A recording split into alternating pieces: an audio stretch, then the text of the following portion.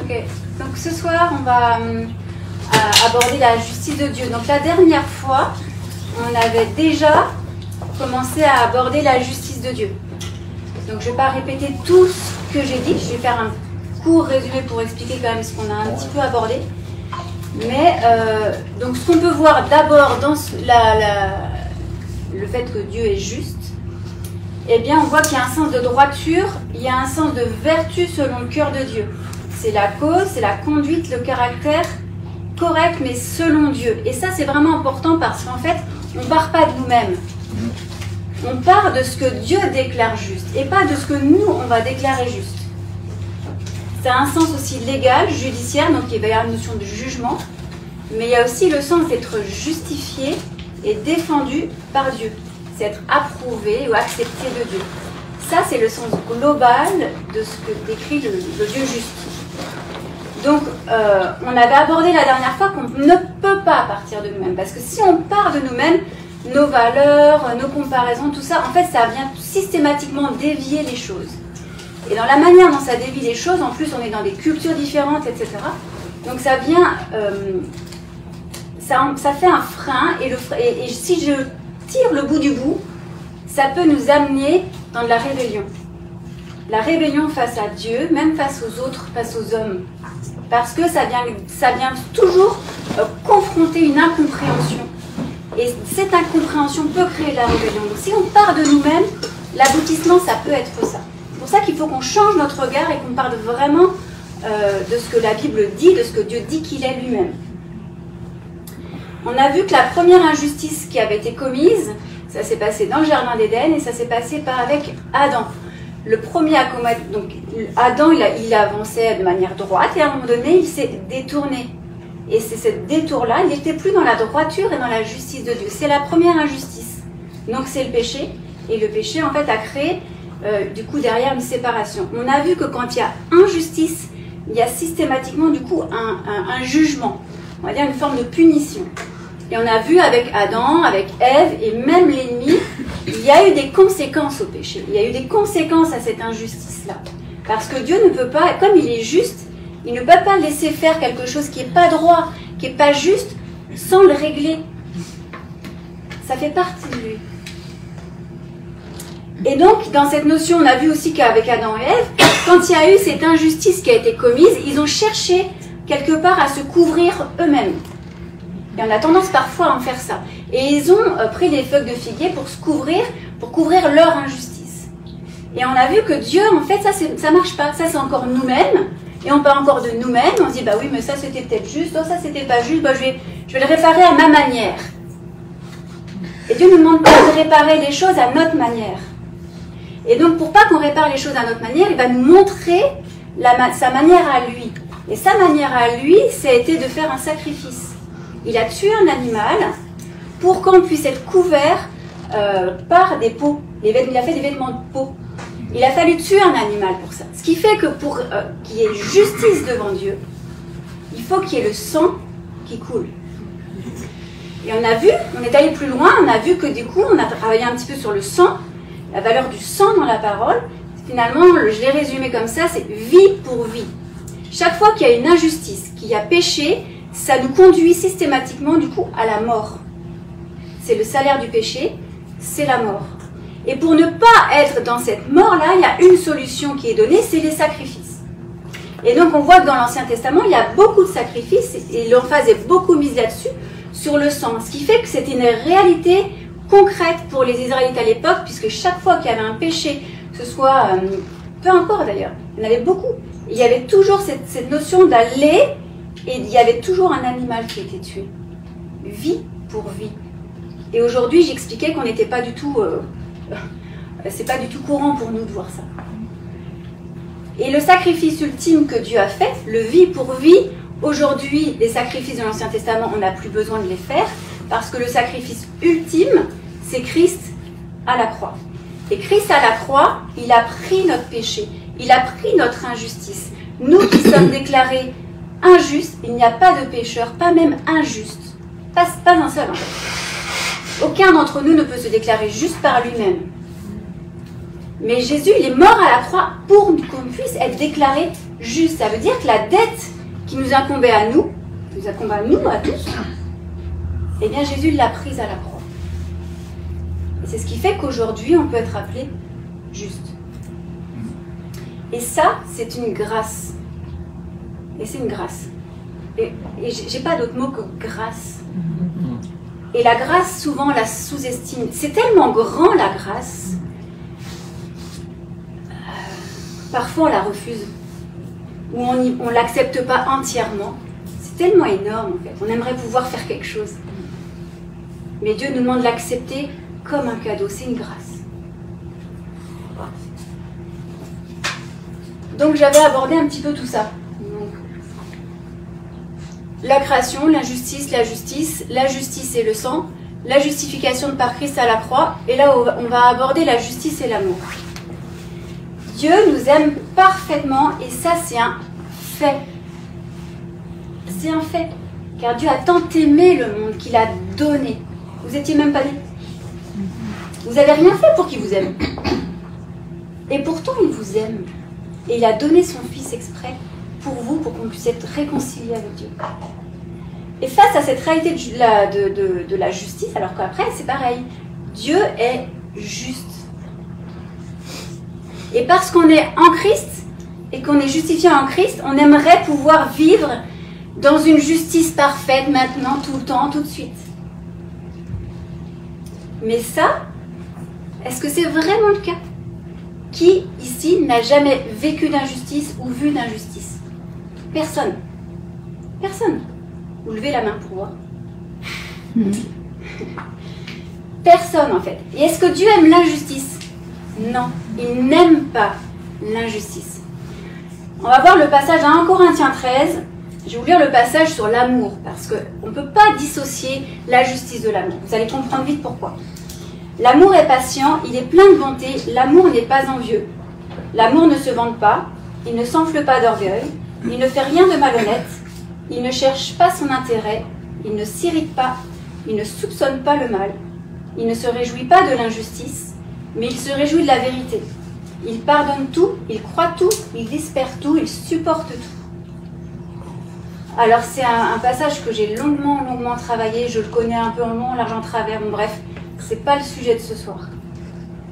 Mais dans la version parole vivante, je vais vous relire juste les 2 versets 6 et 7. Découvrir une injustice ou voir commettre le mal ne fait pas plaisir à celui qui aime. Il se place du côté de la vérité et se réjouit lorsqu'elle triomphe. L'amour couvre tout. Il souffre, endure et pardonne. Il sait passer par-dessus les fautes d'autrui. Aimer, c'est faire confiance à l'autre et attendre le meilleur de lui. C'est espérer sans faiblir, sans jamais abandonner. C'est savoir tout porter, tout surmonter. Ce qui m'interpelle là le plus, c'est Dieu n'aime pas l'injustice. Il n'aime pas ça. Il se réjouit de la vérité. Et enfin, on voit que l'amour couvre tout. Et ce qui est intéressant, c'est que il ne faut pas inverser l'ordre de ces versets-là. Parce que Dieu, il ne cautionne pas l'injustice, il ne cautionne pas le péché. Amen. Sauf que, parfois, les versets ont été mis à l'envers. Et que sous couvert de l'amour couvre tout, on a quelque part cautionné le péché. On a dit l'amour couvre tout, c'est pas grave. Et surtout dans l'église. Je parle pas du dehors là, je parle dans l'église. Et ça c'est injuste. Ça c'est injuste devant Dieu, d'empêcher les choses. Parce que c'est pas ça la pensée de Dieu. La pensée de Dieu c'est que il faut que la vérité, il faut que Christ, qui est la lumière, soit mis en avant. Et alors après, il y a la couverture des péchés. Ça veut dire que s'il y a une injustice, s'il y a un péché, mais qu'il n'est pas mis en lumière, ça ne marche pas. Mais quand il est mis en lumière, bien sûr que là, on peut demander pardon, et à partir du pardon, et à partir de la croix, il y a la couverture par le sang de Christ. Mais ça se passe dans cet ordre-là, et pas dans un autre. Ça, je veux vraiment qu'on garde à l'esprit parce qu'il y a eu beaucoup de déviance dans l'Église à ce niveau-là. Et ça a blessé beaucoup de gens. Et ça a même amené des gens à se détourner de Dieu. Et comme j'ai été confrontée à ça, il m'a parlé de manière très précise par rapport à ça. Dieu n'aime pas l'injustice. Et il se réjouit de la vérité. Et quand les choses sont mises en lumière, alors oui, la rédemption, le pardon, la couverture, tout peut être. Ça, on est tous pardonnés. Tous. C'est le sang de Jésus après qui nous couvre. Donc Dieu n'aime pas la justice et il va faire justice. Et ça, c'est aussi un fait. Il va faire justice.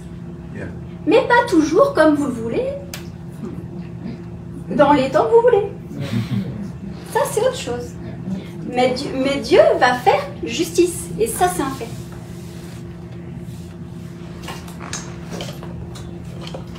Donc quand on fait face à l'injustice, il est vraiment bon de lire la parole. Parce qu'en fait, il y a de nombreux passages qui existent. Et de nombreuses personnes ont crié à Dieu face à l'injustice. Et il a répondu dans différentes manières. Il n'y a pas une manière unique pour Dieu de dire je réponds à toi de cette manière-là. En fait, on est tous différents et on ne vit même pas les injustices de la même manière. Donc Dieu s'adapte vraiment à chacun. Parce qu'il nous aime et il ne veut pas nous laisser de cette manière-là. Donc il y a plein d'exemples. Il y a les Israélites. Un que j'ai beaucoup aimé lire dans les moments d'injustice, c'est David. Parce que s'il y en a un qui a vécu des injustices avec Saül, c'est quand même lui. Et à chaque fois, je me suis épatée. Mais c'est pour ça aussi que quand on lit les psaumes de David, on comprend ça. Il crie à Dieu. Toujours, on voit ça. Il crie à Dieu quand il y a une injustice. Criez à Dieu. Mais restez pas après, juste à ça. David, il fait pas ça. Il crie à Dieu.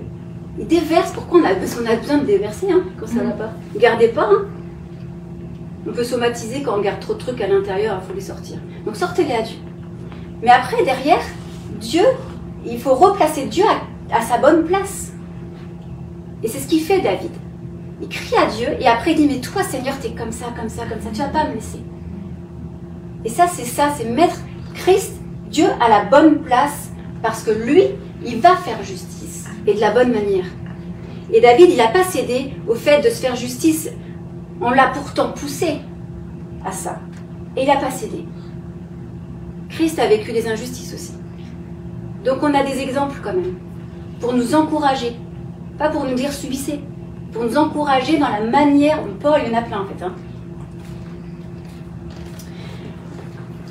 Hop, je passe à la diapo suivante. En fait, on va repartir sur... je reviendrai sur l'autre après. Dieu, il est juste. Et on va voir plusieurs versets. Et on va remarquer que quand on va lire ces versets-là, je ne vais pas tous les afficher, je vais les lire. Et je vais juste faire ressortir ce qui est associé à chaque fois à la justice de Dieu. Parce que j'ai trouvé ça vraiment intéressant de voir comment, dans les mêmes versets, il y a la justice, il y a toujours autre chose qui est associée. Dans Deutéronome 32, 3 et 4, « Oui, je proclamerai le nom de l'Éternel. Rendez gloire à notre Dieu. Il est le rocher.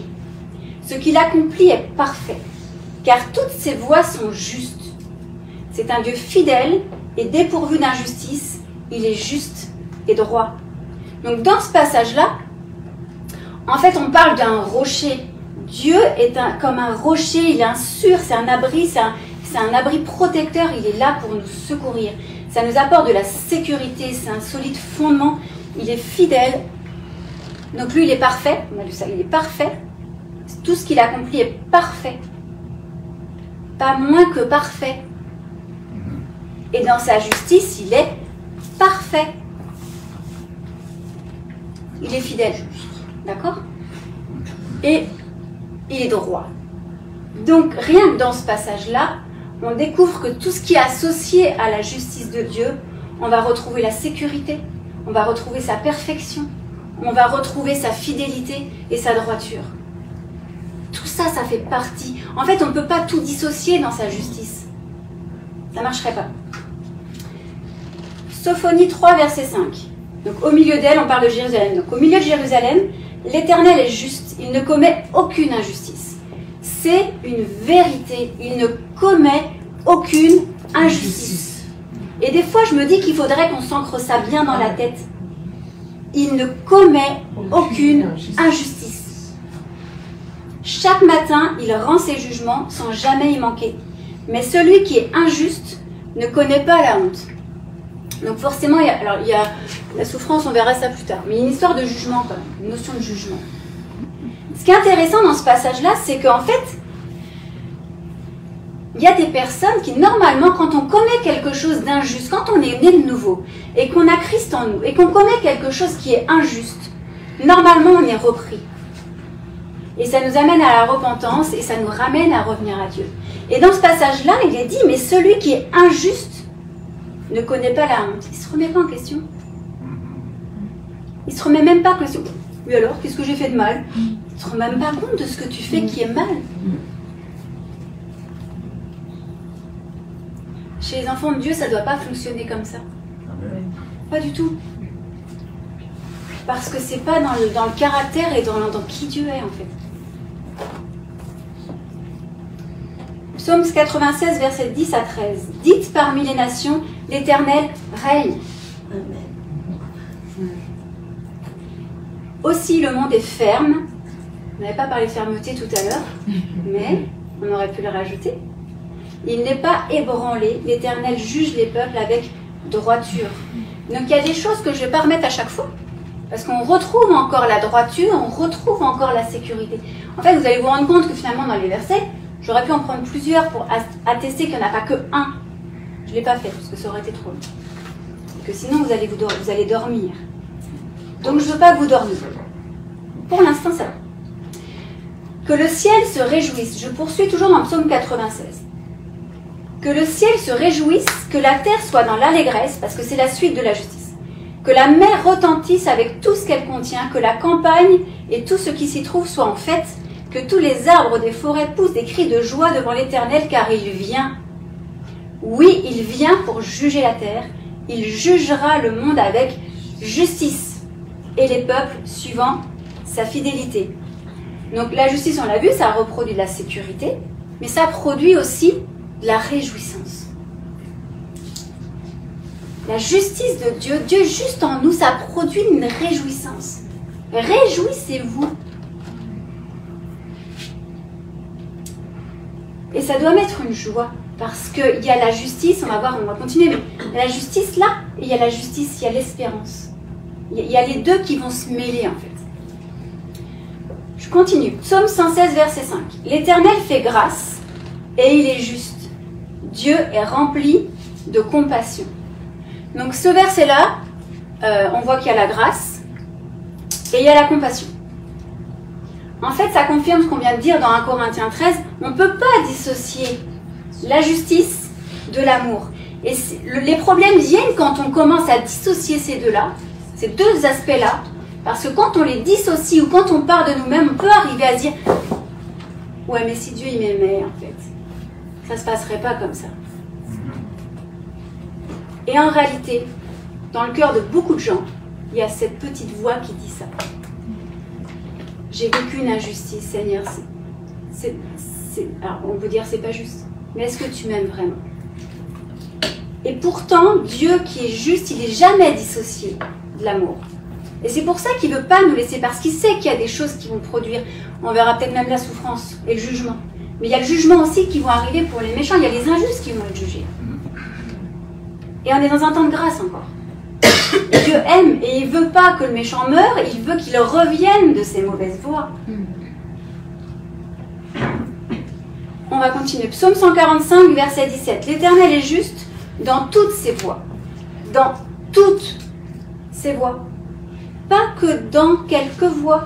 Dans tout ce qu'il dit, dans tout ce qu'il fait, il est juste.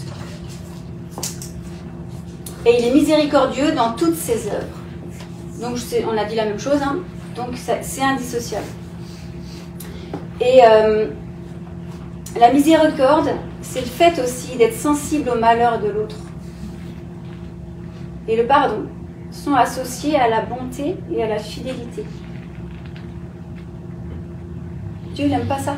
Encore, il n'aime pas l'injustice. Mais la justice de Dieu, dans ce qui est correct, droit, va déboucher, il parle des œuvres qui vont derrière, qui vont être bonnes. Donc ça veut dire que dans la justice et l'amour et la droiture, ça va conduire à des œuvres qui sont bonnes en fait, qui sont pleines de compassion. Et ça va apporter forcément de la miséricorde en fait, et de la grâce. Dans Malachie 4, verset 2, « Mais pour vous qui craignez mon nom, se lèvera le soleil de la justice, et la guérison sera sous ses ailes, vous sortirez et vous bondirez comme les veaux d'une étable. » Donc là, il y avait la miséricorde, c'est ce que je viens de dire tout à l'heure. Là, on parle de la guérison. Il y a la guérison qui revient. Et il y a la joie. Est-ce que j'ai remis joie comme ça ou pas? On revient. Il y avait l'amour qui était déjà mis. Et l'amour, voilà. Donc là, la réjouissance et la joie, ça va avec. D'accord? Donc j'ai pas remis en boucle tout ce qu'on a. Mais la guérison, je l'avais pas écrit, il fallait mieux que je le mette.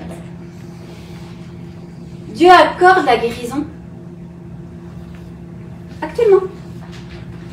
Il est le même hier, aujourd'hui, éternellement. N'attendez pas, c'est pas quelque chose qu'on attend jusque dans l'éternité, il y a des choses qui se vivent déjà maintenant. Ça produit beaucoup de joie. Qui a déjà été guéri par Dieu? Ça produit de la joie ou pas? Oui. Et il veut produire ça en nous. Parce qu'il est juste, il veut pas nous laisser comme ça, sans rien. Il veut en plus nous voir nous réjouir. Parce qu'il nous aime. Après, j'embraye là, tous ces passages-là, pour l'instant, c'était des passages de l'Ancien Testament. Et puis là, on va partir sur des passages où c'est Jésus qui parle. Et là, on aborde encore quelque chose d'autre, parce que tout ça, finalement, on parle de Dieu, c'est l'éternel règne. Et Jésus va dire ça, dans Jean 17, 25, « Père juste ». Père juste. Il s'adresse au Père qui est juste. Et qu'est-ce qu'il va dire après ? Le monde ne t'a pas connu, mais moi je t'ai connu, et ceux-ci ont reconnu que tu m'as envoyé. Je t'ai fait connaître à eux, et je continuerai à te faire connaître pour que l'amour que tu m'as témoigné soit en eux, et que je sois moi-même en eux. Jésus il dit que Dieu est juste. C'est un Père juste. Et il confie tous ceux qui croient et qui croiront, parce qu'il vote, et avec lequel il fait un. Et il veut que cette unité, que nous aussi on fait un avec lui. Et en fait, ça va se démontrer dans l'amour. Parce qu'il est juste, parce que c'est un Dieu juste, et que c'est pas dissocié de l'amour, ça va se déverser comme ça. Et quand l'amour va se déverser, ça va démontrer le fait que Dieu est juste. C'est pas moi qui le dis, mais le texte il dit ça. Que même l'amour qu'on a les uns, finalement, même les uns avec les autres, ça va non seulement démontrer qu'il nous a envoyés, que c'est Christ qui a été envoyé, etc. Mais il le fait parce que c'est juste.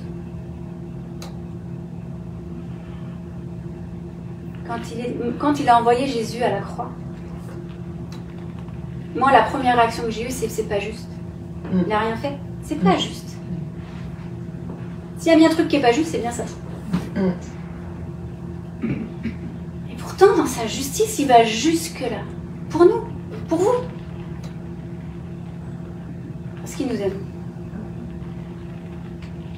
Jésus va dire aussi dans Jean 5, 30, « Je ne peux rien faire de moi-même, je juge d'après ce que j'entends, et mon jugement est juste parce que je ne cherche pas à faire ma volonté, mais celle du Père qui m'a envoyé. » C'est pour ça que j'étais très imprégnée tout à l'heure de ça, la volonté du Père.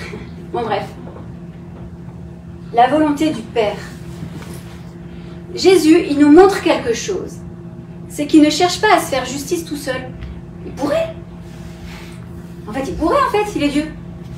Mais il veut nous montrer quelque chose, c'est que c'est pas à partir de nous qu'on doit fonctionner, on doit fonctionner à partir de lui.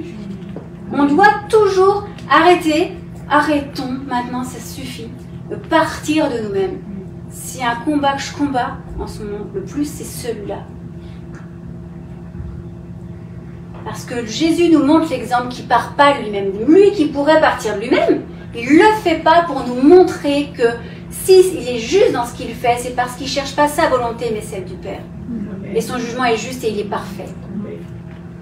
Même dans ce qu'il dit, même dans ce qu'il fait, même dans la manière dont il se comporte, qu'il parle ou qu'il ne parle pas. C'est toujours pénétré de ce que Dieu est là-haut. Bon, moi j'aime ça. Si, moi je sais pas vous, mais moi ça. Donc Jésus ne part pas de lui-même. Jacques 5, verset 6. Vous avez condamné, tué le juste sans qu'il vous résiste. Et là, on ne parle plus du Père qui est juste. On parle de Jésus qui est aussi déclaré le juste. Christ, alors dans 1 Pierre 3, 18, Christ aussi a souffert, et ce, une fois pour toutes, pour les péchés. Lui, le juste, a souffert pour les injustes, afin de vous conduire à Dieu. Il a souffert une mort humaine, mais il a été rendu à la vie par l'Esprit. Luc 23, 47. Voyant ce qui était arrivé, l'officier romain rendit gloire à Dieu en disant « Certainement, cet homme était juste. » Par Christ, on a accès au salut et à la réconciliation avec le Père. Rien que ça. Par sa justice à lui. Est-ce que j'ai mis après? Ouais, ça va trop vite. Le soleil de justice. Hein? Le soleil de justice. Ça va être plus ça. Ah, d'accord. Ok, 2 Thessaloniciens 1, versets 5 et 6. C'est une preuve du juste jugement de Dieu pour que vous soyez trouvés dignes du royaume. Donc la souffrance, j'ai pas insisté, mais il était déjà, je l'avais associé ici. Je n'avais pas rajouté, sinon j'avais trop de branches. Trop de rien. Trop de rien. Donc je l'ai rajouté là, d'accord? Mais la souffrance, elle est là. Parce que Christ a souffert, d'accord? Pour les injustes que nous étions plutôt. Que nous sommes plus. C'est 2 Thessaloniciens 1. 2 Thessaloniciens 1, versets 5 à 6.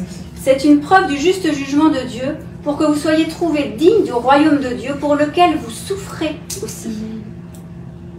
En effet, il est juste aux yeux de Dieu de rendre la souffrance à ceux qui vous font souffrir. Dieu ne dit pas que vous ne souffrirez pas. Même s'il est juste, nous, on voudrait dire, parce que tu es juste et que tu es mort pour moi à la croix, je vais plus vivre de souffrance. C'est pas vrai. Par contre, toutes les souffrances que vous allez vivre à cause de lui, il va les rendre la souffrance à ceux qui vous auront fait souffrir. Si je parle mieux. Il ne va pas laisser ça. C'est-à-dire que la souffrance qu'on peut vivre sur cette terre, il y a un temps défini. Et on va vivre l'éternité dans la gloire. Je ne sais pas si vous imaginez ça.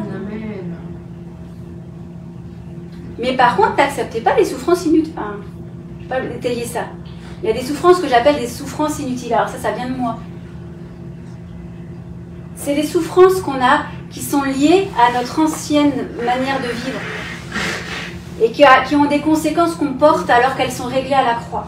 Ces souffrances-là, je les appelle des souffrances inutiles. Ce n'est pas les mêmes. Elles ont été prises à la croix. C'est pour ça qu'il va vous dire dépouillez-vous du vieil homme et toutes ces choses, de cette vaine manière de vivre d'avant. Ça, c'est des souffrances qu'on n'a plus à vivre. Et ça ne veut pas dire qu'on n'a pas en vivre d'autres. Ça va ça?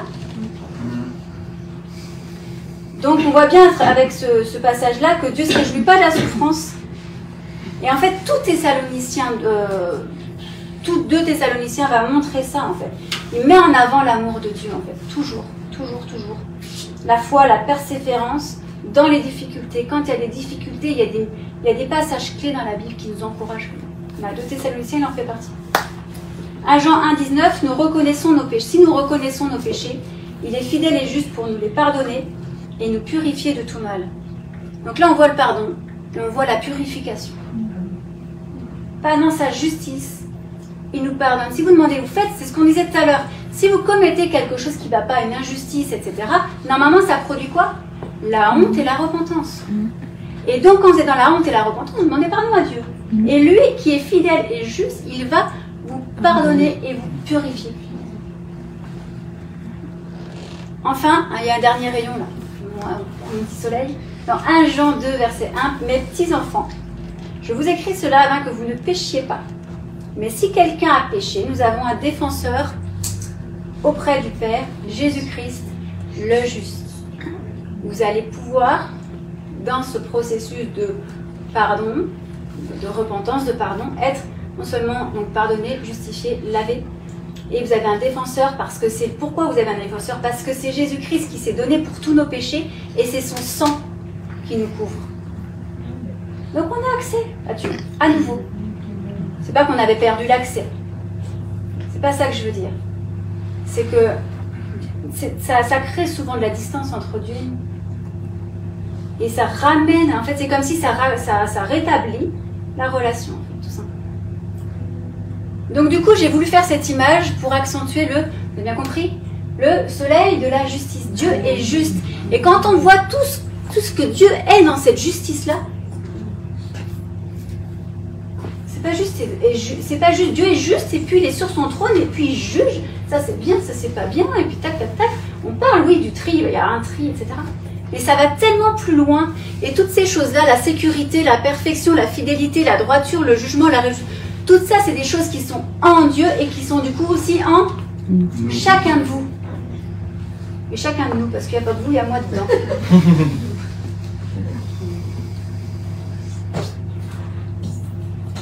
Alors, qu'en est-il de l'homme? Là, on parle de Dieu. Bon, moi, je vous ai déjà donné la réponse. Mais bon, de base, je ne voulais pas le faire comme ça. On sait que Dieu est juste. Ok, là, on a compris que Dieu est juste. Mais l'homme est-il juste? J'ai dit tout à l'heure, il n'y a pas de juste, pas même un seul. C'est bizarre. Mais la Bible, elle dit quand même qu'il y a des hommes qui ont été déclarés justes. Noé était un homme juste et intègre en son temps. Dans la Genèse, on voit ça. David, quand Saül, il va dire, tu es plus juste que moi, car tu m'as traité avec bonté, alors que moi, je t'avais fait du mal. Joseph aussi, son fiancé, Joseph, était un homme juste, qui ne voulait pas l'exposer au déshonneur. Il est déclaré juste. Bon, il y en a plein, en fait. Hein. Il y en a quand même plusieurs, Abraham, etc. D'accord?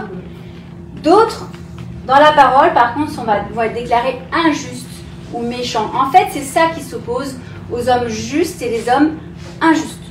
Ou méchants. Souvent, c'est méchant, d'ailleurs. Il y a les deux. Et si l'homme arrive à faire la différence, on arrive à faire la différence. Celui qu'on ne peut pas tromper, c'est Dieu. On pourrait paraître juste comme ça, et pas l'être. Dans Malachie 3,18, et vous verrez de nouveau la différence entre le juste et le méchant, entre celui qui sert Dieu et celui qui ne le sert pas. Donc il y a toujours cette notion d'agir dans ce que Dieu veut, et pas dans ce que nous, on veut.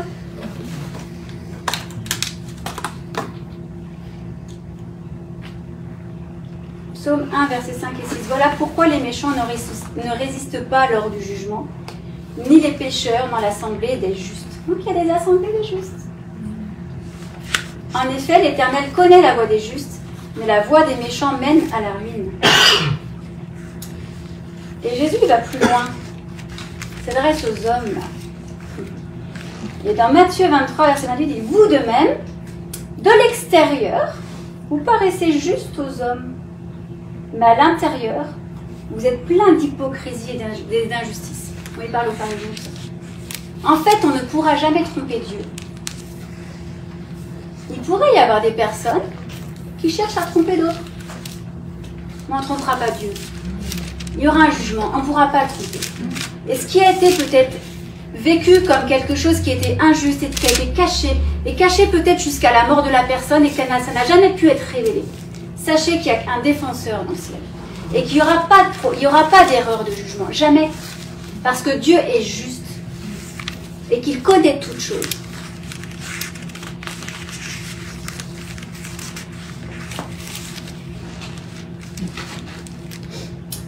Donc nous, comment on peut être déclaré juste? On l'a vu, on a insisté beaucoup la dernière fois, c'est uniquement par le sacrifice de Jésus à la croix.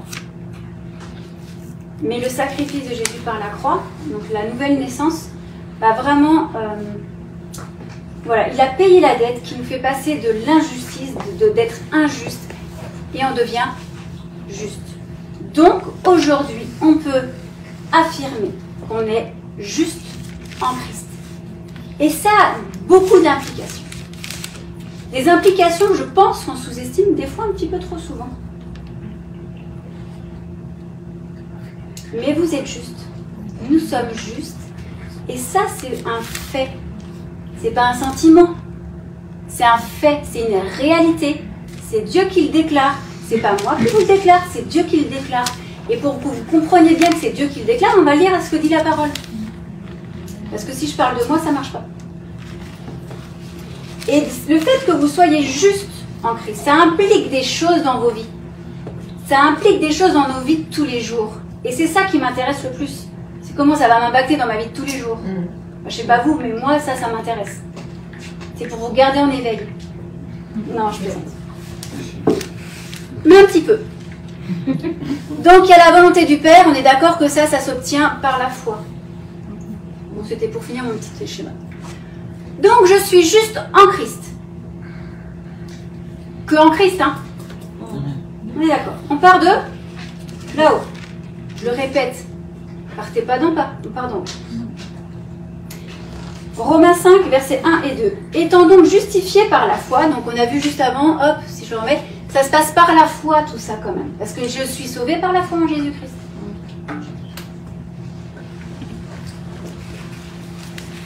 Nous avons, donc étant donc justifiés par la foi, nous avons la paix avec Dieu par notre Seigneur Jésus-Christ, à qui nous devons d'avoir eu par la foi accès à cette grâce, sans laquelle nous demeurons fermes, dans laquelle, parce que sans laquelle on est mal. Je recommence. Étant donc justifiés par la foi, nous avons la paix avec Dieu par notre Seigneur Jésus-Christ, à qui nous devons d'avoir eu par la foi accès à cette grâce, dans laquelle nous demeurons fermes, et nous nous glorifions dans l'espérance de la gloire de Dieu. Il y a beaucoup là dans ce verset.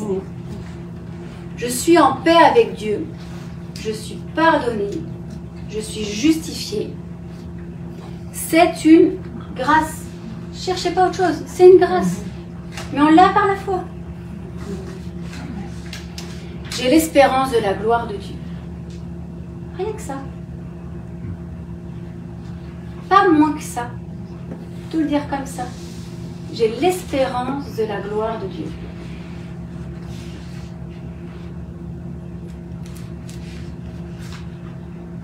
Ça, c'est important.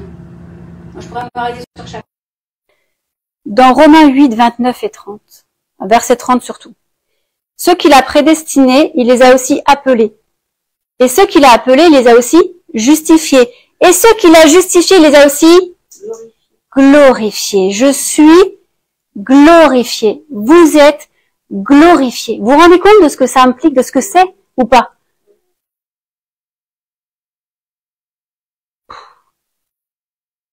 Ça implique pas une vie médiocre, hein? Vous êtes glorifié. La gloire de Dieu, elle est en vous. Et elle passe à travers vous. Parce que Dieu est juste et parce que vous êtes juste en Christ. 1 Corinthiens 6, verset 11. Et c'est là ce que vous étiez quelques-uns de vous. Avant, vous étiez injustes, etc. C'est ça qu'il dit. Mais vous avez été lavés, mais vous avez été sanctifiés, mais vous avez été justifiés au nom du Seigneur Jésus-Christ et par l'Esprit de notre Dieu. Quand vous avez été justifiés, vous n'avez pas été juste justifiés. Vous avez aussi été lavés et sanctifiés, rendus saints. C'est ce que vous êtes maintenant, par le sang de Christ. On va vivre comme ça. Parce que c'est là. C'est en vous. Psaume 33, verset 1. Juste. Réjouissez-vous en l'Éternel. On ne peut pas dissocier la justice de la joie. Réjouissez-vous en l'Éternel. Je sais pas, mais je vais vous faire vous lever bientôt. La louange convient aux hommes droits. Je me réjouis. Il y a de l'espérance dans la justice. Et je loue Dieu. Ah, je reviens après. Ah, ça, c'est après. Ah, c'est dans l'autre sens. Voilà. On va pas être rude, quand même. Donc, la louange convient aux hommes droits. Donc, il y a de la droiture en vous. Je sais pas mis là. Mais vous êtes droit, forcément. Du coup, vous agissez avec droiture maintenant, parce que vous êtes juste en Christ. Proverbe 4, verset 18. Le sentier des justes ressemble à la lumière de l'aube. Son éclat grandit jusqu'au milieu du jour. C'est de vous qu'on parle. Juste. Le sentier des justes, votre sentier à vous, il ressemble à la lumière de l'aube. Ah si, j'avais dit que j'étais droit quand même. Je suis éclatant, je vais resplendir comme le soleil. vous souvenez de Moïse? Quand il était face à Dieu, son visage était éclatant. Dieu l'a déjà fait, pourquoi il le ferait pas aujourd'hui? Attendez-vous à être éclatant? Ça va se voir en fait. Ça signifie quoi ça? Ça veut dire ça va se voir. Et ça va pas se voir qu'un petit peu. Pas comme le soleil quand derrière les nuages. Il n'y a pas de nuages dans ce passage, vous avez remarqué? Moi là je parle pour moi là. Peut-être qu'à Paris il n'y a pas de nuages, mais on a eu beaucoup de brouillard ces derniers temps, ça m'a marqué, voilà. Romains 1,17. En effet, c'est l'évangile qui révèle la justice de Dieu par la foi et pour la foi. Comme cela est écrit, le juste vivra par la foi. Donc je vis par la foi. Nous vivons par la foi. Romains 2,13. En effet, ce ne sont pas ceux qui écoutent. Alors ça j'aime bien ce passage-là. Ce ne sont pas ceux qui écoutent la loi qui sont justes devant Dieu. Faut écouter tout ce que je raconte. Mais ça peut ne servir à rien. Je vous lis la suite quand même. Ce ne sont pas ceux qui écoutent la loi qui sont justes devant Dieu, mais ceux qui la mettent en pratique, qui seront déclarés justes. Moi j'aime ça parce que c'est pratique. Donc ça me concerne et c'est dans ma vie de tous les jours. Je suis pas juste que quand je suis dans le ciel et en train de louer Dieu comme ça. Non, il y a quelque chose qui se met en pratique et qui se voit concrètement dans ma vie. Et du coup, ça se voit autour. C'est pour ça que ça se propage. Cette justice de Dieu, elle va jusque là. Proverbe 15, verset 29. Alors, je l'ai mis ça quand même. Je mets en pratique la parole. Quand il y a la parole de Dieu, vous lisez quelque chose et qu'il y a un truc en vous qui dit ah non mais ça c'est bien pour Coralie mais ça me concerne pas moi. C'est bien pour les autres ça non moi non ça. On fait du tri. Il y a des gens qui font du tri dans la parole. Ou dit la Bible elle dit ça mais moi j'ai pas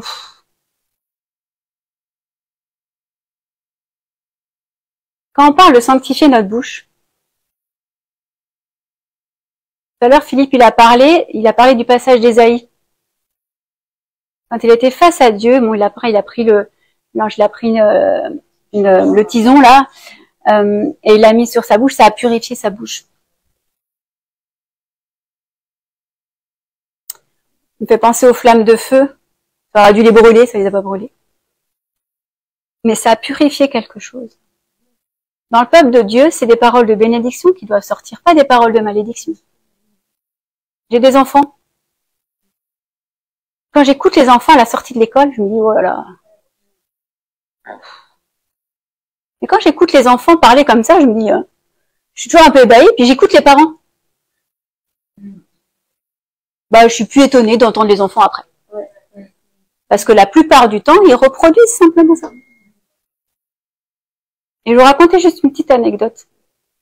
Il y a pas de grossièreté à la maison. Vous n'entendrez pas ça. Il y en a même une boîte à gros mots. Ça, c'est pour les gens qui viennent de l'extérieur. On n'a pas beaucoup de sous dedans puisque mais merci Seigneur. Mais c'est un style de vie. Il n'y a pas de grossièreté dans leur bouche parce que il est hors de question qu'il en sorte de ma propre bouche. Parce que je ne peux pas leur demander quelque chose que je ne fais pas moi-même. Ce serait injuste de leur demander quelque chose que je fais pas moi-même. Comme le respect. Ça a des implications concrètes, pratiques.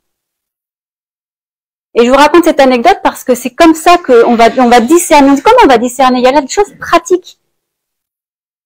Les enfants, ils n'ont pas le droit de me parler mal. T'aimerais que je te parle comme ça? Parce que moi aussi, je peux parler mal en vrai. C'est facile de parler mal. Hein. Bon, ok. Donc ça reste. Et un jour, j'ai un de mes enfants qui voulait un téléphone. Il n'y a toujours pas de téléphone d'ailleurs. Mais pour une occasion spéciale, j'ai prêté un téléphone un jour pour aller à l'école. Parce que sa prof était peut-être absente, ou je sais pas. Moi, il y a un truc comme ça. Et donc, il emmène le téléphone à l'école. Et puis le jour en plus où il emmène, le seul jour où il emmène le téléphone à l'école, quelqu'un lui prend le téléphone. Sauf que moi, je connais les enfants à la sortie de l'école. Ils prennent le portable, il n'y a pas un portable là, tiens. Hop, ils prennent le portable du voisin, et puis t'as les autres qui courent, et puis ils se font des trucs comme ça, quoi. Puis après, ils piquent les téléphones des autres, ils s'amusent, et puis ils font croire que c'est... Bon, ça doit créer des histoires, j'imagine, mais je les vois, les enfants, faire. Donc puis je reçois, donc mon fils, je sais pas, mais mon fils, il est à l'école. Et je reçois un message sur mon téléphone qui dit un truc, je me rappelle plus ce que c'était. C'était un truc, j'ai même pas retenu tellement, c'était tellement pas dans la mentalité. C'était, oui, ta mère, je sais pas, il parlait à sa mère d'une manière tellement curieuse pour moi, enfin, indécente même. Je me suis dit, je savais que c'était pas mon fils. Et je savais. Et donc moi, je sais quand je reçois ce message qui est pas, mon fils ne me parle pas comme ça. Donc je reconnais qu'il me parle pas comme ça. Et je renvoie un message, je me suis dit, je connais le truc, les enfants là. Je me dis, oh, il y a un énergumène qui a vu le téléphone. En plus, c'était un garçon, j'ai 3 garçons. Un garçon qui avait un téléphone, j'avais prêté un téléphone rose. Donc bon, j'imagine le truc qui peut se produire, quoi. Bon bref, je réponds en disant, écoute, Raphaël, rends le téléphone à Raphaël. Bon, maintenant tout le monde sait qui c'est. Parce que lui ne me parle pas comme ça. Et donc, le téléphone, hop, voilà. Et puis j'ai plus de réponse. Bon, je vais le chercher à l'école. Et puis, il sait pas qu'il s'est passé ça. Il vient, il fait, maman, on m'a pris mon téléphone dans mon sac. Parce qu'on était allé le chercher dans son sac. Et je voyais plus mon téléphone, et tu te rends, enfin, il était complètement dépité, puis je lui fais, je sais. Comment tu peux savoir ça? Dieu m'a révélé, non. Je